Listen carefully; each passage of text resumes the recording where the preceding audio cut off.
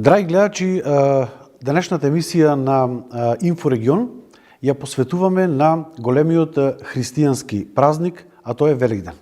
По повод овој ден, наш соговорник е митрополитот господин Петар, митрополит Преспанско-Пелагониски и администратор австралиско-новозеландски.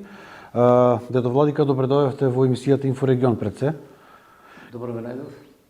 Како што најавив на почетокот, нашата тема и поводот за овој интервју е големиот христијански празник, кој што го очекуваме. Која е главната порака која што вие како митрополит ќе упатите за овој ден и што е за вас најзначајно поврзано со Великден? Великден е празникот над празниците, торжество над торжествата. Великден е празникот на спасението на човечкиот род, што значи дека без Великден нема иден век, нема живот во ескатонот, во идниот свет. И од таа гледна точка се знае дека животот на луѓето е поврзан со празникот над празниците, со Великден, бидејќи човекот е од Бога создаден. Што значи дека Бог како совршено суштество кој се гледа, кој се знае, кој се може, кој е совршена љубов, зашто читаме во Светото Писмо, Отецот го љуби Синот и Светиот Дух, Синот го љуби Отецот и Светиот Дух, а Светиот Дух го љуби Отецот и Синот. Така што постојано е таа врска на љубовта помеѓу Отецот и Синот и Светиот Дух, бидејќи нашиот Бог е триединен Бог. Значи, еден е по суштина или по природа, а троичен е по лица или по ипостаси. Отец и Син и Дух Свети. И ние имаме догма за постојањето на Бога, а таа догма се вика догмата на богооткривањето. Што значи, за верата наша, света, по-конкретно за православната вера, ние дознаваме од Бога. Не е таа творевина човечка, не е тоа мудрување на луѓето и измислена, туку од Бога откриена вера, бидејќи читаме во Светото Писмо дека светите Божји луѓе, научени од Светиот Дух, говореа во Стариот Завет пророците. Тука се исто така и судиите, и патриарсите, богоизбраните луѓе во Стариот Завет, но очигледно дека Бог нам ни се открива и преку создавањето. Значи, Бог како совршена љубов не можел а да не создава. И како совршена љубов, вели, Бог го создал духовниот и материјалниот, физичкиот свет. По духовен свет подразбираме ангели, суштества, духовни, кои имаат своја форма, свој лик и така натаму. И се знае дека се тие создадени и ангелите, а подоцна и човекот, според Божијата слика или Божиот образ и подобие. Тоа подразбира дека она што Бог го има во своето совршенство, тоа го имале ангелите и човекот во ограничена можност на Божиото совршенство. Имено, ако Бог се гледа, човекот гледа и ангелите. Ако Бог се знае, ангелите и човекот знаат. Ако Бог се може, ангелите и човекот може и така натаму. Сите тие нешта што ги прекрасна икона има насликано во 14 век Андрей Рублјов, руски уметник и светител, кој што го наслика Бога, троичниот, во вид на три ангели, според она што му се јавил на Авраама, своевремено Бог, кои што ги представувале трите лица на Светата Троица, Отецот и Синот и Светиот Дух, и нивната положба во седењето е прави чаша или путир. Од левата страна, гледајќи кон иконата, е Отецот, од десната страна е Светиот Дух, а некаде на средината во самиот тој путир што така е направен според положбата како седат на трпезата, на тронот, на овие ангели, го представува Христа Спасителот, кој всушност ја восстановил на денешен ден и светата тајна Евхаристија, приносот, причесната, и он се наоѓа во причесната, во благословениот хлеб и благословеното вино, бидејќи на денешен ден ја восстановил светата тајна Евхаристија и рекол, кога покажал на лебот, ова моето тело, кое за вас се прекршува за прошка на гревовите, покажувајќи на чашата со вино, рекол, ова е мојата крв на новиот завет, која за вас и за мнозина се пролева. Правете го во мој спомен, и кажува, кој не го јаде моето тело и не ја пие мојата крв, нема да има живот вечен. Што значи Христос со тоа и покажал и докажал дека не ги оставил не само неговите свети апостоли, туку и целиот човечки род да биде со нив до крајот на светот, не само во овој свет, земниот, материјалниот, времениот, туку во оноидниот, како што читаме во символот на нашата вера, во идниот век. Ова што го спомнавте, дека на денешен ден Христос ја открива светата Евхаристија, за гледачите да им кажеме дека интервјуто се снима на Велики четвртак, кога и се случува таа тајна, а интервјуто ќе го емитуваме утре, односно на Велики петок.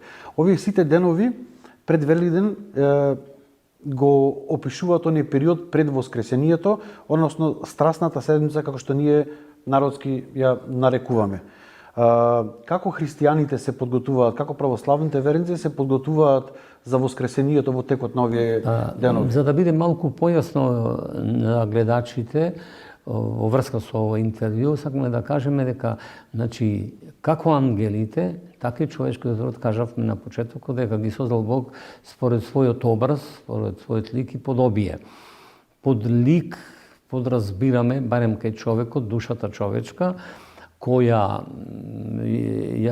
има и ум, преку кој може човек, ако е обожен, да го гледа Бога, има разум, според кој се манифестира она што ние го дознаваме и доживуваме од Бога, и кој пак го представува умот, го представува Бога Отецот, разумот Синот човечки и волјата Светиот Дух. Така што кога ангелите биле создадени, исто по Божјата слика, еден од најсовршените ангели, Сатанаил, заради тоа што бил најубавиот, тој од гордост сакал да се изедначи со Бога, не сакал да признае дека е создание Божјо, затоа настанала војна на небесата помеѓу архангел Михаил, кој застанал на страната на ангелите што останале со Бога, заедница, и другите ангели предводени од Сатанаил, и бил надвиен сатаната и фрлен од Божјата, од небесните сфери, што би рекле, се мисли на духовната сфера, во поднебесните простори и на земјата, и така сатаната го после прелажал Адама, како што вели свети апостол Павле, Адам сгреши и умре, преку Адама сгрешивме и ние умираме. Значи, грешката во што е кај Адама и Ева? Грешката е во тоа што тие биле создадени за да бидат богови по благодат. Благодата Божја се всушност божествени енергии што Бог нам ни ги дава, преку кои ние, кога сме во заедница со Бога, се чувствуваме дека сме она што е Бог по природа. Ние не можеме да бидеме по природа богови, бидејќи сме созданија. Значи, разликата измеѓу несоздадениот Бог и создадените ангели и луѓето е разликата како создание, и тие се несовршени. Понатаму се случува она што не го направиле Адам и Ева, а тоа е кога им рекол Господ да не јадат од забранетиот плод, зашто било кажано во кој ден ќе вкусите, ќе умрете. А што значи смртта на луѓето, па и смртта на ангелите, се мисли на сатаната и неговите нечисти духови или демоните? Тоа е одделување од Бога. Значи, духовна и душевна смрт кај луѓето доживуваме кога не сме во заедница со Бога, истото важи и за ангелите, оние што не се во заедница со Бога. Сега, токму заради тоа, според свети Кесарии, братот на свети Григорий Богослов, 40 дена само Адам и Ева биле во рајот. И бидејќи заборавиле во миг дека ќе умрат ако ја прекршат Божјата заповед. И умреле, прво духовно, душевно, се одвоиле од Бога, а потоа слегувала и телесната смрт. Значи, за повторно луѓето да се воспостави заедница со Бога, да бидат заедно со Бога, не можеле поинаку, освен да го направи тоа најсовршениот, самиот Бог. Бог можел да го спаси човечкиот род, бидејќи сите луѓе преку Адама станале грешни, а грешниот не може да се спаси. Затоа Синот Божи, од преголемата љубов кон човечкиот род, по благовелението на Отецот, доброволно посакал да се унижи себе си и да излезе од прегратките на Отецот, да прими човечко тело, да стане слуга, да се воплоти од Пресвета Богородица. Значи, веќе Синот Божи добива двојна природа. Прво, божествена, како Син Божи кој предвечно од Отецот се раѓа, а добива и човечка природа заради нас и заради нашето спасение и прима човечко тело во се еднакво со нашето, освен во гревот. Па така, значи, доаѓањето во свет на Синот Божи или неговото воплотување, неговото вочовечување е заради нас и заради нашето спасение. Значи, заради човечкиот род Синот Божи станува човек, заради човечкиот род живее со луѓето, ги поучува во верата, заради нив доброволно страда, бил понижуван, бил тепан по плеќите и по лицето шамаран и плукан, бил исмејуван, црновенец му ставиле на главата, неправедно бил осуден на најстрашната смрт во тоа време на крст да биде распнат, го носил крстот, паѓал под товарот на крстот на Голгота, а кога тоа го гледале жените и народот кој што видел како паѓа под товарот на крстот, тогаш почнале да плачат. Жените, а тој им вели, не плачете за мене, плачете за вас и за вашите деца. Односно, треба човечкиот род да плаче за своите гревови. Значи, за Христа ние не треба да плачеме. Ние со Христа треба да се сораспнуваме. Значи, Христос, ако доброволно прифатил да биде распнат на крст, да умре на крст заради нас, и ние треба да сватиме дека треба да умреме за гревовите што сме ги направиле. Оти Христос заради нашите гревови, земајќи ги гревовите на целиот човечки род од постанокот до крајот на светот, се распнува доброволно на крстот. И ја пролеал својата света крв на крстот, умрел, односно Христос практично се разделил со својата душа од своето тело, 3 дена бил со телото во гробот, а во саботата, на Велика сабота, со крстот слегол во адот. Адот не е место, тоа е состојба духовна, душевна, на душите на сите луѓе од постанокот на светот па до слегувањето на Христа во адот, и на грешниците и на праведниците. Значи, до тогаш, до Велика сабота, луѓето, односно душите на луѓето, биле сите под власта на сатаната, под власта на ѓаволот.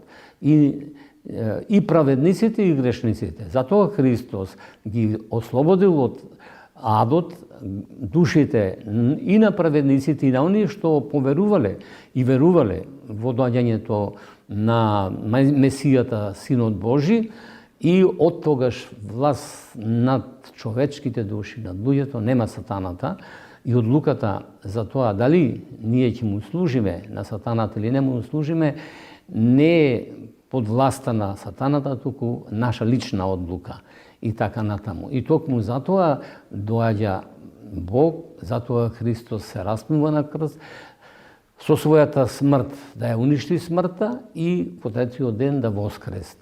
Како што претходно наведовте, Христос направил многу работи за нас, за човечкиот род, за да го спаси.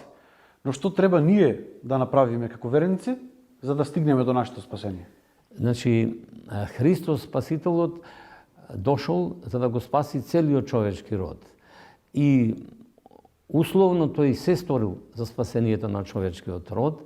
Значи, заради човечкиот род поживеал со луѓето, доброволно се понижил, станал слуга, ги послужил и им ги носете на апостолите, им проштевал на грешниците, на жената грешница и на сите кои грешеле, и со тоа покажал дека тој станува исполнување на сите жртви старозаветни кои говореле за жртвата над жртвите, а тоа е Христовата жртва, Христовата смрт на крстот.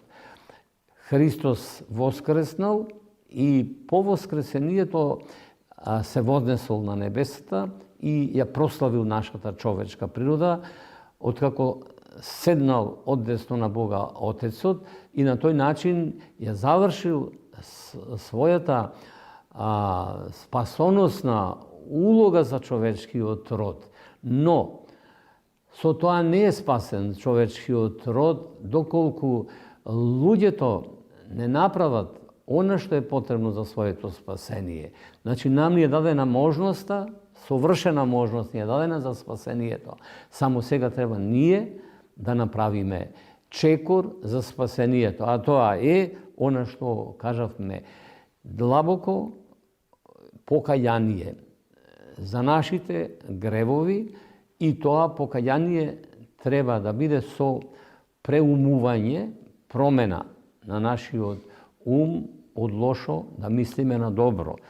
Да ги просветлиме нашите умови, тоа значи да не примаме во нашите умови грешни мисли, кои после стануваат и грешни помисли, односно на мислата и се додава слика и така натаму. Например, обичен поим е богатство, ама кога даете слика со пари или со имот некаков, или со вили, со не знам што, тогаш веќе тоа е помисла, и после тоа човек кога тие грешни мисли што преминуваат во помисли ќе почне со ни да се занимава, тоа се веќе фантазиите што ги прави човекот, па тие така се прават и фантастичните филмови и така натаму, и после тоа треба да се очистат срцата од грешните чувства, грешните желби, грешните похоти, грешните страсти и грешните дела.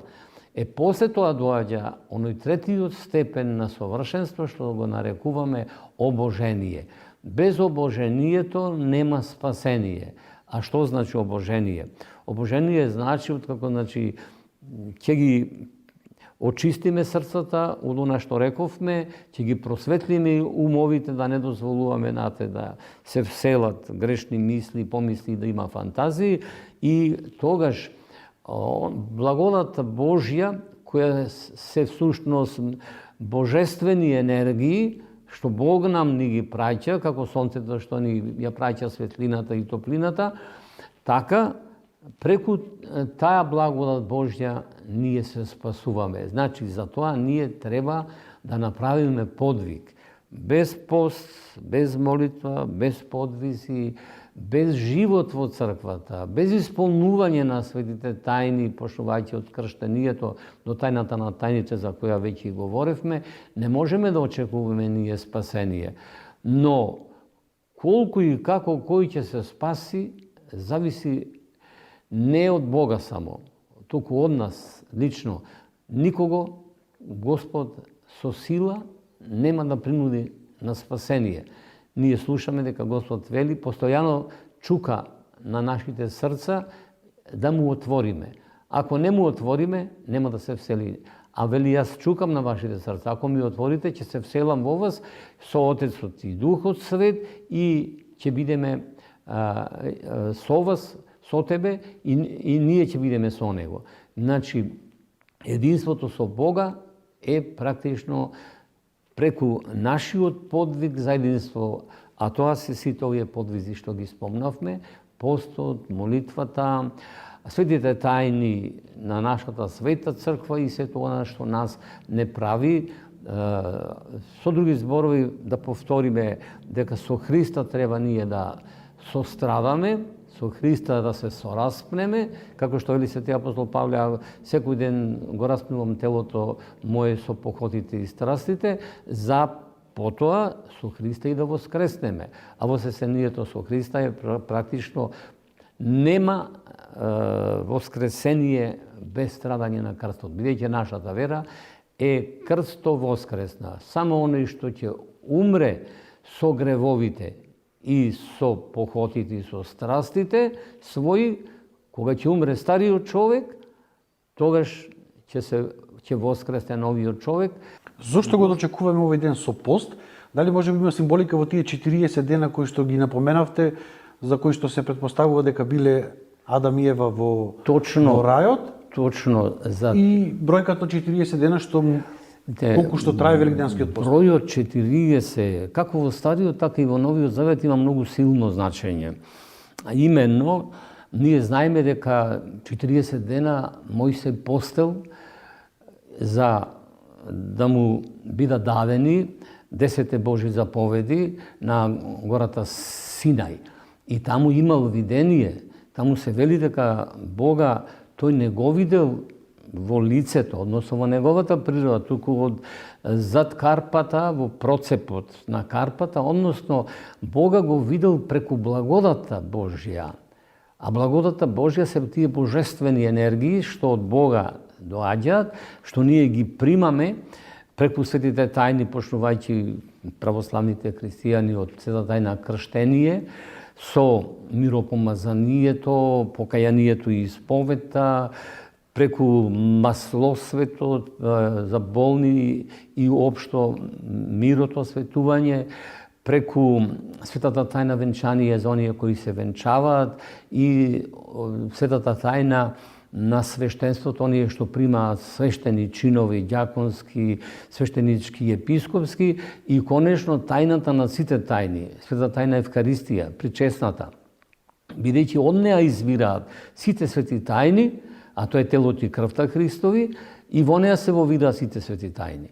Така што, токму заради тоа, ние треба да сватиме и да разбереме дека за да постигнеме ние очистувањето, не можеме без пост и без молитви, и без други подвизи, и без светите тајни. Зашто кажано е од страна на Христа Спасителот, овој род зол и прелюбодеен, се мисли на сатаната и неговите ангели, демоните, не може да се истераат без пост и молитва. Значи, одат заедно, постот и молитва, затоа и е предвиден овој 40-дневен пост, како што вие рековте, бидејќи, како што велел и свети Кесари, братот на свети Григори Богослов, дека 40 дена само бил Адам и Ева биле во рајот, и по 40 дена, од како сгрешиле, биле истерани од рајот. Сега, токму сега Христос пак 40 дена налогно на тоа, постел заради нас, не заради дека имал тој потреба, и го надвил, го победил ѓаволот кој го искушувал. Го искушувал со 3 искушенија, кои ние сме искушувани. Тие се серволюбието, тука е исто така желбата да бидеме ние оние што себељубието или гордоста, што е така наречена, и исто така му вели, ете, кога го ставил на возвишено место и му рекол, ете, погледни ги овие сите убавини од овој свет, а ако ми се поклониш, ќе ти ги дадам сите убавини од овој свет. Значи, со истите они искушенија, што бил искушуван ѓавол, Адам и Ева биле искушани, со истите искушенија искушуван и Христос Спасителот. Но Адам и Ева не успеале да го постигнат она што требало да го постигнат, а тоа било обожувањето. Тој процес за да се биде во постојано единство со Бога, значи не успеале да го постигнат затоа што сгрешиле и умреле не исполнувајќи заповедта Божја да не јадат од забранетиот плод. Еве Христос пак сега го исполнува тоа, 40 дена не јаде и не пие заради нас и заради нашето спасение и бил искушан и доброволно страда, значи умира на крстот. Сега во врска со тој процес на тој пост 40 дневен, имаме 5 недели претходно, исто така во кои нам ни се отпочнува, ни се укажува како треба да изгледа постот. Подготвителни недели. Подготвителните недели, како што е неделата на Закеј, кој што се кае за тоа што бил цариник и крадел и неправедно земал од парите како цариник и така натаму. Потоа исто така тука се зборува и за блудниот син неделата, тука претходно е за митарот и фарисеот, исто така и четвртата недела за судот, страшниот суд, Божиот суд. Еве, дури да се подсетиме како Христос на Лазарева сабота го воскреснува Лазара од мртвите, пријателот негов најсакан, за кога му кажале дека умрел Лазар, тој рекол дека не умре, заспа, тоа значи дека и сите луѓе што до општото воскресение, кога повторно Христос ќе дојде во светот да им суди на живите и мртвите, очигледно дека не се умрени, туку спијат, односно разделени се душите од телата. А тогаш ќе се соединат душите со телата, и тоа е воскресението општо, но разликата која е на Лазаревото воскресение со воскресението на Христос Спасителот. Лазар бил воскреснат за овој живот, продолжил да живее тука, на овој свет, и тој е основачот на Кипарската црква, и после тоа умира. Но телата на сите луѓе по воскресението општо, кога Христос повторно ќе дојде, ќе бидат исти како телото што било на Христос Спасителот. Тоа се продуховени тела кои немаат потреба од јадење, од пиење, од тромоз што ја имаме ние се и се што е ова, туку тие се продуховени тела. За нив не важи законот на непробойноста, минуваат низ зид, како што Христос поминал низ затворените врати кога апостолите биле заедно седеле и кога Тома бил со нив и кога му рекол на Тома, Тома дојди и стави го прстот во раните од клинците и раката во ребрата му и не биди неверен, туку биди верен, а тој тогаш рекол да за Христа Спасителот дека е мој Бог, дека е негов Бог, зашто видел дека Христос е вистинскиот, не е тој некој лажен човек или друг, туку истиот оној кој што бил само со едно продуховено тело и така натаму. Во однос на постот, што е побитно? Телесниот, духовниот или двата да одат паралелно? Постот секогаш оди заедно. Не може да оди телесниот без духовниот, ниту духовниот без телесниот. Но треба ние да направиме малку промена кај нас, зборувам за православните христијани посебно, она што го потенцираме при телесниот пост, дека не јадевме мрсна храна, дури некогаш до ситници се оди, дали детето каснало лижавче, пробало или масло имало во тоа, што не треба до таму да се оди до некои ситници и со тоа да се занимаваме, туку битно е ние да го запазиме постот во смисла свесно да не јадеме мрсна храна и се разбира има како мајка црква, црквата право преку духовникот да ослободува оние кои не можат да го издржат постот, тоа се тешко болните и жените бремени. Но никој нема право во Велигденскиот пост, па и во големите пости, да ослободи од јадење на месо. Значи, можат поблаг пост да се даде, да се ублажи постот, ама никако да биде некој слободен да јаде месо и така натаму.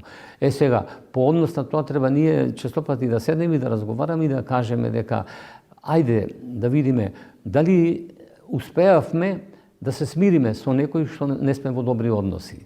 Дали се помоливме за непријателите, за оние што не мразат. Дали ние ги посетивме болните што се во болница или ги сожалуваме, а сожалувањето не е исто со сочувствувањето, особено не со сострадањето. Зашто ние, ако со Христа се сораспнуваме, со Христа и ќе воскреснеме. А ние со луѓето треба да сострадуваме, а не да ги сожалуваме.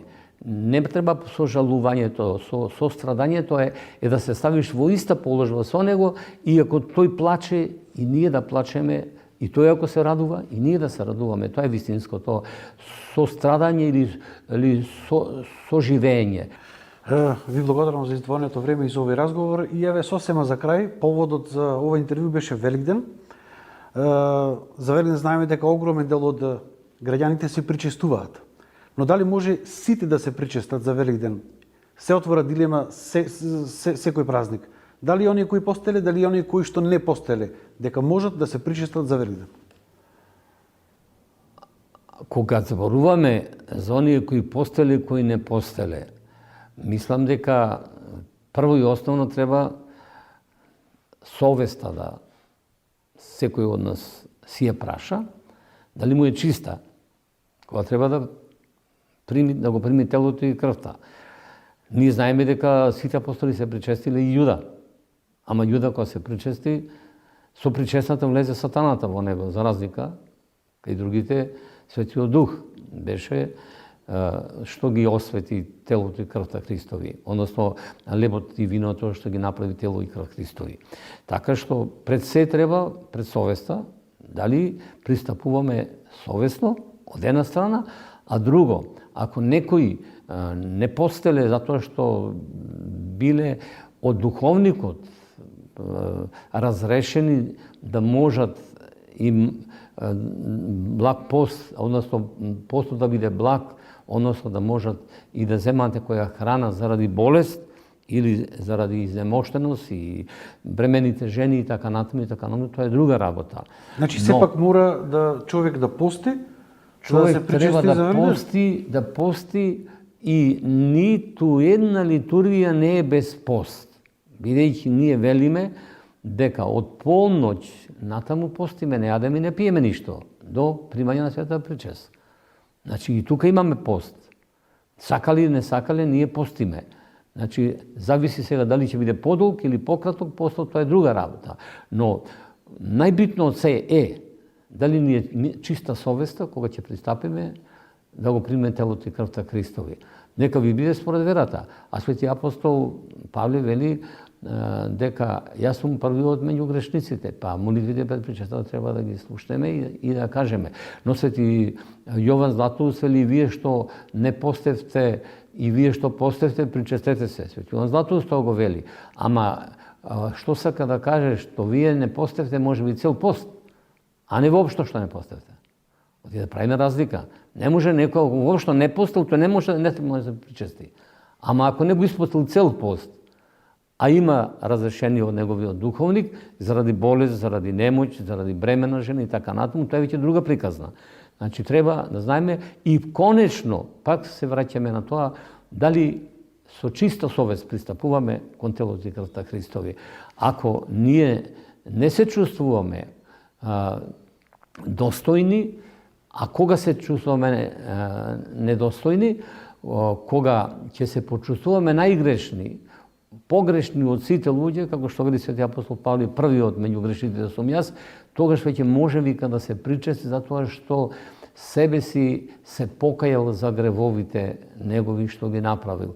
А не можеме ние без покаяние, без чувство на одговорност, без да се опростиме со другите, да се причестиме и да ни биде за прошка на гревовите, туку тоа не дај Боже ќе биде за суд и за осуда. Значи, причестната се прима или за прошка на гревовите, ако е со покаяние и исповед, или за суд и осуда, ако не е со покаяние и исповед. Уште еднаш ви благодарам за ова интервју. Драги гледачи, тоа беше интервјуто со митрополитот господин Петар, митрополит Преспанско-Пелагониски и администратор австралиско-новозеландски, а ние со нови информации се гледаме во наредното издание на емисијата Инфорегион.